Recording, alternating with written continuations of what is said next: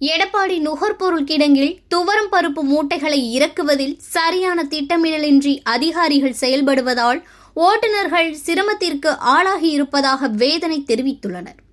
சேலம் மாவட்டம் எடப்பாடியில் தமிழக நுகர்பொருள் வாணிப கிளை கிடங்கிற்கு 500 டன்னிற்கு மேற்பட்ட துவரம் பருப்பு மூட்டைகள் லாரிகளில் கொண்டு வரப்பட்டுள்ளது.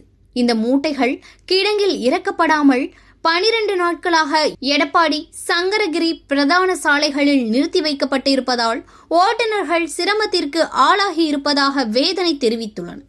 இது குறித்து சேலம் லாரி ஓட்டுநர் கிருஷ்ணசாமி கூறுகையில், தீபாவளிக்கு முன் இங்கு வந்த நிலையில் 12 நாட்களாக லோடு இறக்க காத்திருப்பதாகவும் அதிகாரிகள் அலட்சியமாக செயல்படுவதாக வேதனை தெரிவித்தார்.